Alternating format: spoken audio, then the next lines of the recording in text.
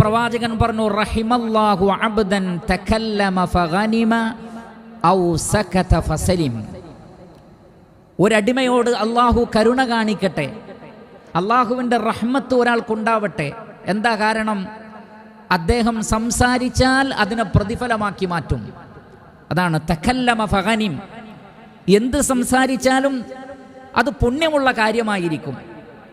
അതേ സന്ദർഭത്തിൽ ഔ സകത ഫസലിം, മിണ്ടാതിരിക്കുകയും സംരക്ഷിതനായി തീരുകയും ചെയ്യുന്നു. എന്ന് പറഞ്ഞാൽ തൻ്റെ മൗനത്തിലൂടെ തന്നെ അള്ളാഹുവിൻ്റെ കോപത്തിൽ നിന്നും ശിക്ഷയിൽ നിന്നും അയാൾ സംരക്ഷിക്കുന്നു.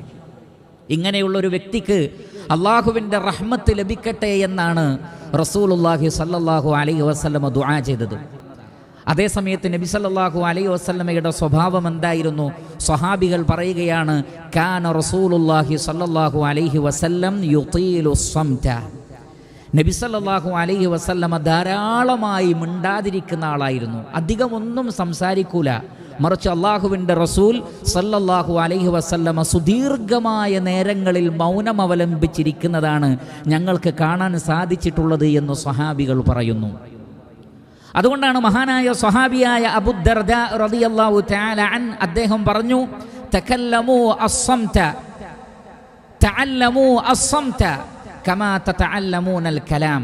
തഅല്ലമു അസ്സംത, നിങ്ങൾ മിണ്ടാതിരിക്കാൻ പഠിക്കൂ, മൗനം അവലംബിക്കാൻ പഠിക്കൂ. ഏതുപോലെ? കമാ തതഅല്ലമൂനൽ കലാം, നിങ്ങൾ വർത്തമാനം പറയാൻ പഠിക്കുന്നത് പോലെ, നിങ്ങൾ ഭാഷ പഠിക്കുന്നത് പോലെ, മിണ്ടാൻ പഠിക്കുന്നത് പോലെ നിങ്ങൾ മിണ്ടാതിരിക്കാനും പഠിക്കണം എന്ന് അബൂ ദർദാ റളിയല്ലാഹു തആല അൻഹു പറയാനുള്ള കാരണം അത് തന്നെയാണ്. അതുകൊണ്ട് സഹോദരങ്ങളെ, നന്മ മാത്രം പറയുക, തെറ്റായ കാര്യങ്ങൾ മിണ്ടാതിരിക്കുക.